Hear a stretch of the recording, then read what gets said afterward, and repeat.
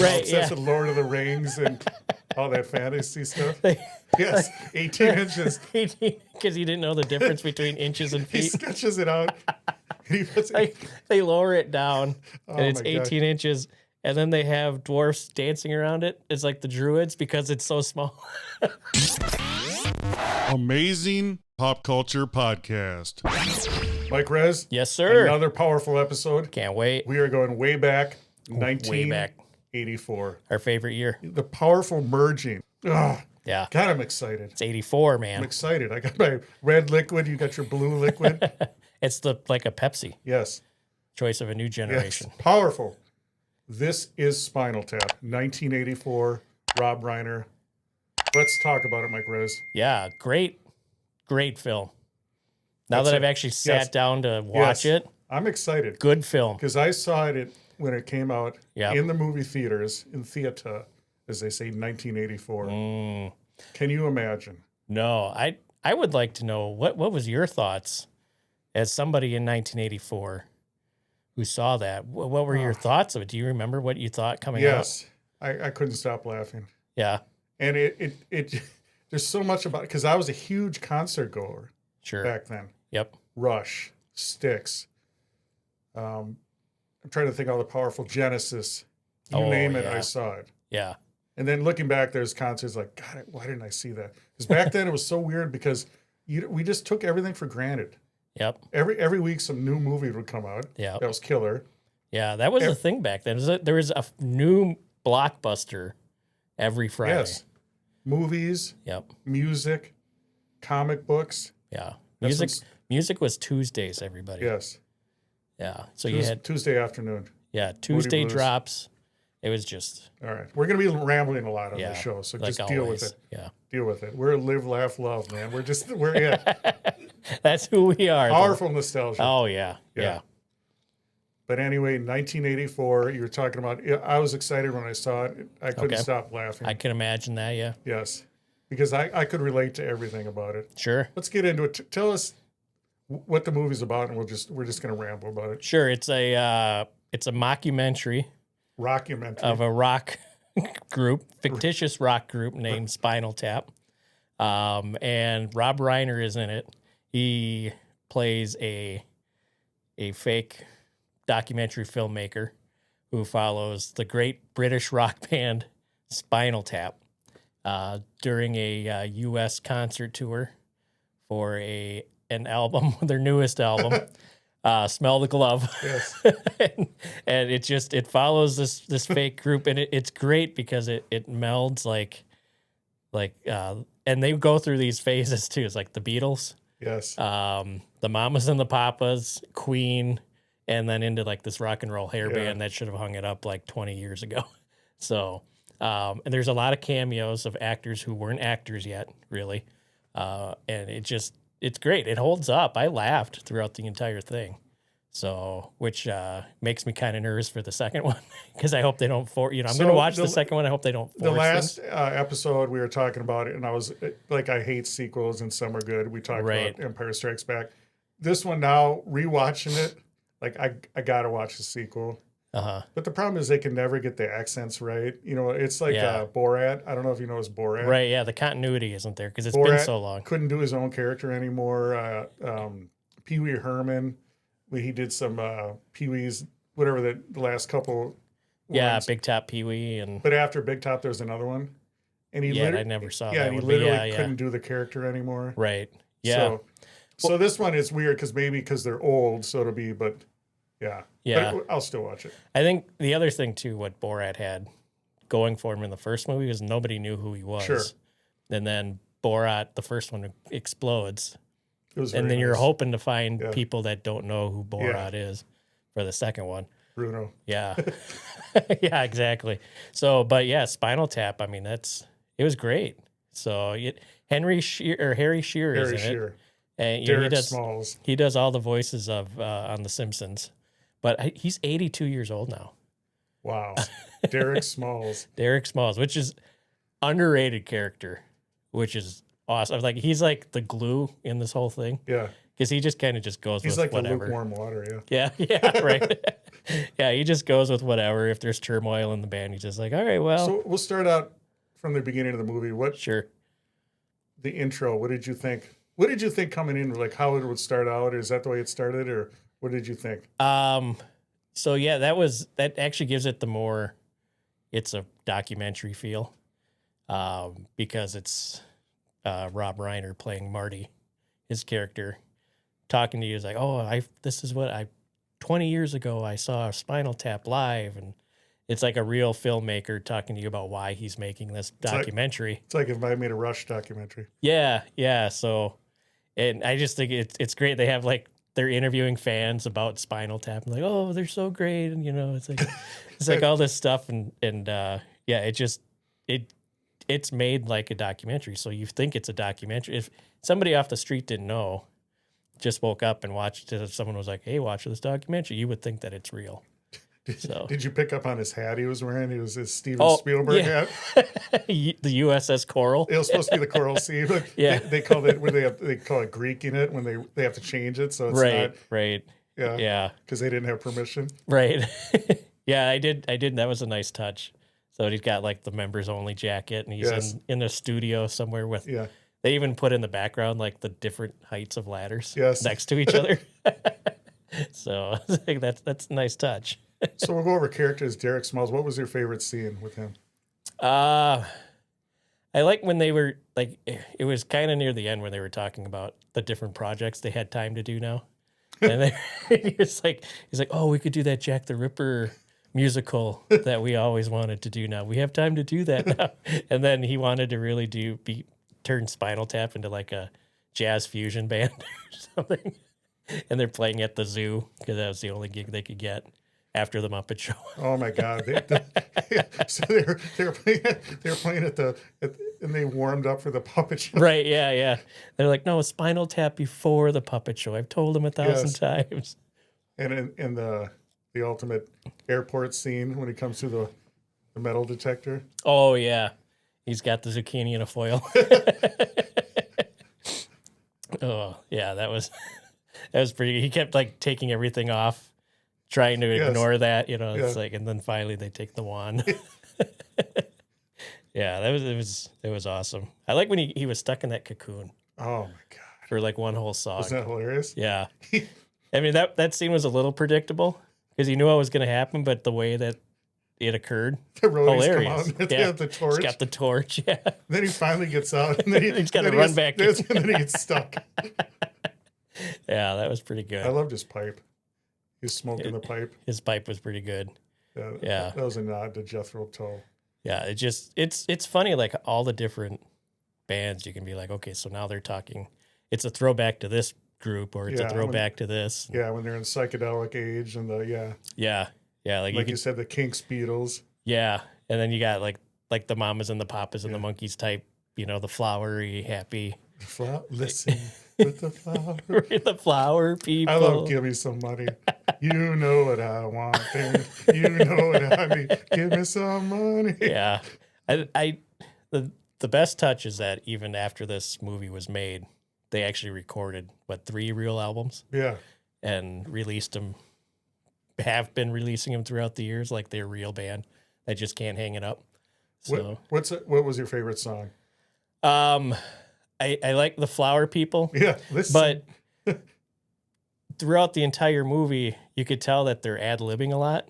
Oh my God! Because when Rob Reiner's like, "Oh, talk about your writing style," and they're like, "Oh yeah, well there's this song," and then they both look at each other like, "All right, now we got to make something up on the fly," and one of them's waiting for the other to start so the other one can make up a song that go like the Flower People was definitely made up in that fake interview spot. I love that. And then they recorded them playing it. When they went back to the first song they recorded as kids. Oh, yeah. Yeah. God, those, and the timeline's all screwed up too. Yeah. Because they're like, yeah, we met in the 50s and they look like they're 6 years old, but they're a huge rock group in the 60s, like 10 years later, and they look like they're in their 30s already. All their name changes too. First we were the Originals, and then there was another band that came out. Yeah, they called themselves the Originals. So we became the New Originals. Yeah. And then they became the Replacements or something. And And the different, of course, the drummers. Oh my God. Ed Begley Jr. played the first drummer. Oh, wasn't he fantastic? Oh, it was great. That was like their 50s Beatles era. Yeah. Give me some money. It kind of reminds me of like this podcast. How was that? Well, because your co-hosts are like the Spinal Tap drummers. Oh. They're just a new co-host every so often because somebody dies. Won't be long before it'll be me. A bizarre gardening accident. Right, yeah. He goes, yeah, and the authorities said, we're not even going to investigate. The authorities said, it's better that's just unsolved. Yeah. And then the next guy, he died choking on vomit. Not his own, but somebody else's. Yeah, that was Derek Smalls. He goes, well, the official report was he choked on vomit. It wasn't his. It wasn't his vomit. But you know what's weird about the bizarre gardening accident? The drummer from Toto in 1992, that was 84, Yep. was spraying in his garden, spraying for bugs, and he died of a heart attack. Oh, my God. Isn't that insane? That is a bizarre gardening accident. Is it? That blew my mind. Yeah. Well, I mean, yeah, that's crazy. He was like 38 years old, this poor guy. Wow. And he was an incredible session drummer. He drummed on all these, like Michael Jackson, all these, before he, Toto. Right. Incredible. But he died gardening. I mean, it was a heart attack, but it's still, a lot of people thought it had to do with the spraying the insecticide triggered his heart attack. Oh, sure. Yeah. But isn't that insane? What do they call it? Prophetic? Yeah. It was prophetic. All right. Yeah, going through all the drummers. Yeah. The scene with the gum when they're in the diner and he's just got his gum on his finger and he's like, what are you doing? And he's chewing on another piece of gum. And he's like, well, I'm saving it. I might need it. I might need it later. There's just all these little things that they do throughout. It was, I want to know how much of it was written. So how much of it was I looked into improv. a little bit. They said it was basically, you know, they would do shoot scenes a couple 4 times. They would outline things, but a lot of it was just go. Okay. Yeah. They said they wanted to capture that interview style. But Sure. like you said, they literally were making stuff up as they went. Yeah. Well, you have to, right? I mean, for those things to be scripted, it wouldn't have come off the same. That just shows you how talented those guys are. Yeah. They're incredible, aren't they? Right. Yeah. That's just, and then, Who's your favorite character? It probably, God, I'm going to have to say, the lead singer, I can't remember his name. Nigel? In the movie. Nigel. Yeah. Just because he just is like over the top. His lyrics suck. But he's way into it. Are you talking about Michael McKean? Michael McKean. Okay. Yeah. Okay. Yeah. So David St. Hubbins. Yeah, David. Yeah, his character is because he's like the John Lennon of the group, and he's got the girlfriend that the Yoko Ono. Yeah, that just wants to interfere with everything. But you know, what's so weird. Nigel, you know, they're both lead. They were both listed as lead guitarists. But he would act. You know, he was really dumb, right? Yeah. But then he would have these, it was like the Scarecrow. He'd have these moments of, like when they're all sitting around talking about his girlfriend had, well, I have this idea, sketches of all of us, and we'll all have the animal costumes. Remember that when he was showing all the pictures? Yeah. And then she goes, well, maybe it was recorded in Dubley. He's like, what? Oh, yeah. Dubley? Dubley? He goes, don't you mean Dolby? And right there, you could see the look in his eyes, like he was intelligent. Isn't that weird? Yeah. Because they played him as kind of like dumb. Well, but then he'd have these moments where he was like, he was the smart one. Yeah. Yeah. That I kind of figured like he was like the dumb genius of the group. It's like they all were kind of stupid about stuff, but he was the one that was the smartest one of all of them. So, because Harry Shearer's character, like I said, he was just, I'm just going to go with the flow. Yeah. You know, and whatever happens. They had him as like, you know, but with the pipe, you know, like he's like Oppenheimer or something. I love him. Right. I love him. He's kind of like the older intellectual, yeah. Yeah, like the George Harrison of the group. You know, just kind of like, I'm just here. Yeah. You know, I'll be playing guitar. He had like the double stack guitar. Oh my God. So when Nigel left and he just had to do the bass. Right. They had no guitar. I wrote this.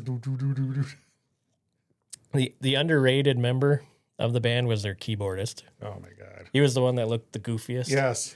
He had like the weird teeth, the straggly hair. Bug eyes. Yeah. Oh man. So he was His motto was to have a good time all the time. all the time. Yeah. My motto, have a good time. All the time. All the time. Quick pause before the next bombshell. Loving this pop culture breakdown? Smash that like button. Drop your wildest take in the comments. We read them all. Haven't subscribed? Hit subscribe, tap the bell for notifications, and follow Amazing Pop Culture Podcast on social media. So you got to see the amp and the guitar collection scene. Yep. Tell me about that. Oh, it was great. Like the look on his face when he's like, well, this, when you need that extra kick, other bands, they can only go up to 10. This one, you turn up that little extra. This one goes to 11. You're playing along and you just need that. He goes, well, why didn't you just make 11? Right. And then he goes, this goes to 11. And then they just did a jump cut right after that. Yeah. Brilliant. And he's like, this guitar still has the tag on it. My God. And he points, he goes, don't touch it. He goes, I was just pointing at it. Well, don't point at it. Don't look at it. Don't point at it. Yeah.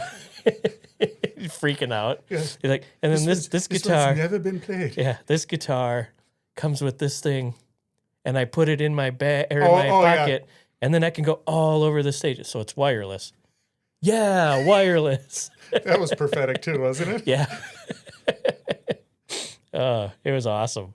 And then, like, at one of their gigs, I think didn't pick up like. Well, that's what I mean when they were playing at the Air Force Base. I was picking up all the. It was picking up all the radio air traffic chatter. control. Oh my God, Fred Willard, wasn't he brilliant? Yeah. In the backstage. Oh yeah. Oh, and he's bringing them through backstage, and he's like, when he made the joke about their hair, he just goes, "Well, I'm looking a little shaggy myself." Because Right. Yeah. They might think I'm part of the band. Oh my God. Yeah. This is Eddie's weekend. Oh my God. They show up and everyone's like, "Oh my God, this sucks." Yeah. I think throughout the movie, so the first gig they show is like this theater, it's like a big theater. And then as the show goes on, more shows get canceled and the venues get smaller and smaller Yes. as they go. Yes. So, What'd you think of the manager, Ian Faith? he my was God. typical. He was like what every manager in any rock show. Wasn't he Piers Morgan, his voice? Oh my Yeah, God. yeah. He was exactly He was exactly the demeanor. Piers Morgan. And wherever Piers Morgan is from in the UK, that guy must have been from. Yeah, the same Total spot. accent. Yeah, probably a cousin or something. Wasn't he great? And he goes, I noticed you carry around that piece of wood, the cricket The bat. cricket What is that bat. for? It's kind of a totemistic thing, It comes in handy. And then they He's clearing the table. He's clearing the table and smashing the TV. Oh Yeah. my God.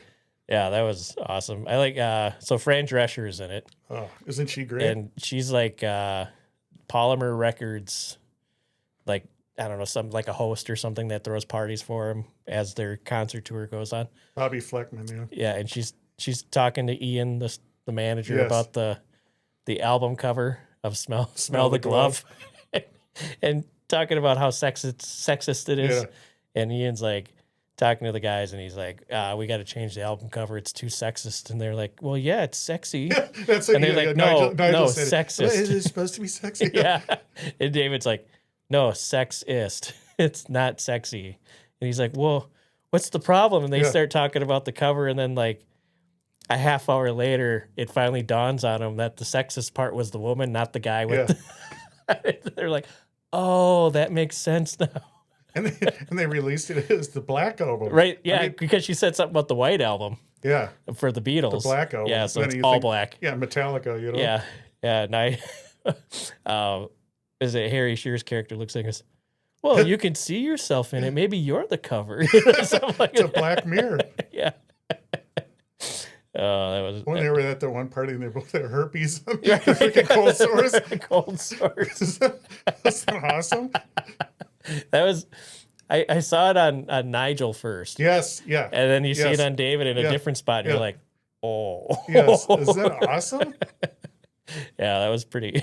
That was pretty funny. What are some other scenes that you remember that just you busted out laughing? So during the credits, this is smart. So in order to yes, watch the credits, Yes. they add like the B-roll or the Yeah. outtakes yeah, of the interviews. sure. And when Nigel's got during the guitar scene, he's got the green skeleton T-shirt on, Oh my God, I love that shirt. and You got to get that. right, And then Rob Reiner says, "Oh, what's on your shirt?" He's like, "Oh, this is an exact copy of what's inside of me." And he's like, "You have green bones?" He's like, "Well, the blood, And he's like, "Well, no, your blood is Purple, red yeah, or purple, purple. yeah, when your Yeah, veins are yeah, blue." yeah. But and he's like, "Yeah, if you strip away all the muscle and the blood, this is what you see." He's like totally stupid about everything. Christopher Guest he's just a brilliant actor. Yeah. I mean, he became that Nigel. Oh yeah, And absolutely. his accent. Yeah, he's the best character actor in this Oh movie my God. for sure. So because you think that none of them, I don't think any of them are British, right? No, In real the only life? Christopher Guest's dad was British. Okay. So I think that's how he kind of nailed the accent. Yeah, because he's the only one that you can like. Because I knew the manager is British. right. Okay, You yeah, can just tell by looking right. at that dude. And then they had the guy from the Avengers in there, the old dude. I forget his name. He was at the party. He was like the Oh yeah, the Polymer Records. yeah. dude. Yep. He's British. Yeah. Yeah, I forget his name. I don't know. We have to Yeah. look that up. but yeah, it was great. It's just like when you watch Scarface. There's only one actor who's actually Cuban. Everybody else is Italian playing a Cuban. Oh yeah, it's not great. So yeah, it's a great movie. And then you got two big cameos in it, bigger than Fran Drescher's. You got Dana Carvey and Billy Crystal playing mime waiters. And so Dana Carvey comes up with like a tray full of food or whatever, and he's just like, and then he goes back and Billy Crystal's like, says something like how he doesn't mime good enough or whatever. Because he's like, nobody took any food. And he's like, well, maybe it's your miming. He's like, get out of here. Did you see Shakes the Clown?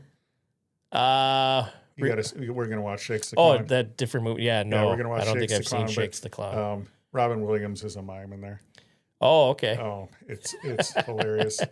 It's about this alcoholic clown, and they all have all the different clowns, and like the rodeo clowns are like the badass ones, and the mimes are like the lamest. Is that like And they go and beat up like the an mimes. Anchorman when they have the different Yes, yeah, TV exactly. channels? They beat up the mimes. They go, "You silent." Oh, I'll have to watch that one too. What are some other scenes that made you laugh? So I like that scene where they get the album, when they're talking Yes. about Smell the Glove with Fran Drescher and Ian when they're talking about it. She's a great actress. too. Their exchange. She's really in that. good. Yeah. That one's good. Because she goes from that phony, socialite to the hardcore when it really has She's to. like, oh, I love Yeah, you yeah, guys. yeah, and then yeah. it's like, Ian, get over yeah, here. yeah. She can They bust hated balls. it. Yes. Yeah. God, I just had it in my head. When Nigel lays back and he wants to spin around, but he can't. So the stagehand has to come out and help him spin around and then get him back up. So that was pretty funny. It's like, yeah, I feel that one. You get up there in age. So when they open for the puppet show and they try the jazz fusion, he's like, I hope you like our new or way we're going or whatever with this. And then it's just they're all playing out of tune, out of sync jazz. The chemistry was amazing between those two. You could tell they're friends in real life. Right. Nigel and David St. Hubbins, Michael Yeah. McKean, and Right. Christopher Guest. And it harkens back to me. It harkens back to the Beatles, obviously, Sure. John and Paul. Yep. But then it also reminds me of Rush, where they were friends, Alex Lifeson and Geddy Lee. And the drummer was the second drummer, Neil Peart. I don't know if you knew that. No, I didn't know He that. wasn't the original drummer. Okay. So there's a lot of, so you wonder what they took from, obviously the Beatles, Right. but Yeah. like there's Rush stuff, there's Styx. When the lead singer, they broke up, he wanted to go show tunes jazz, and they wanted the other members of Styx wanted the hard rock. Oh, sure. So there's a lot of that too. Yeah. And then how back then rock bands were all obsessed with Stonehenge, where they're all Right, obsessed yeah. with Lord of the Rings and all that fantasy stuff. Yes, 18 inches. Because he didn't know the difference between inches and He feet. sketches it out. He puts They lower it down, and Oh it's my God. 18 inches, and then they have dwarfs dancing around it. It's like the druids because it's so small. And it can't even lay flat. It's still bouncing on the string. Yeah. But I think that's so cool. Then they kick it over during Yes. the perform. Oh yeah, it's awesome. Yeah, there's Styx songs, there's Rush songs. I'll play a Rush song later of basically that Stonehenge.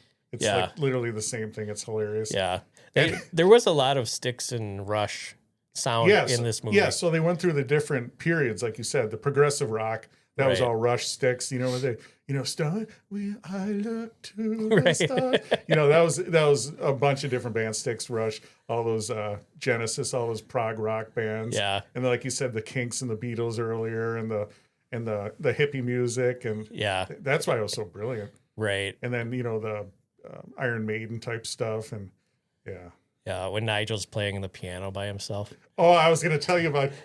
and Rob Reiner's like, that sounds really different from what have you ever thought about, using that? And he's, oh no. he goes, yeah, it's kind of like Mozart and Bach. I call it Mach. Right. Yeah.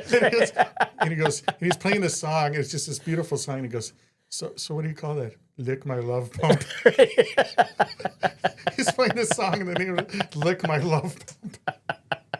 It's brilliant. I mean, the whole movie is awesome.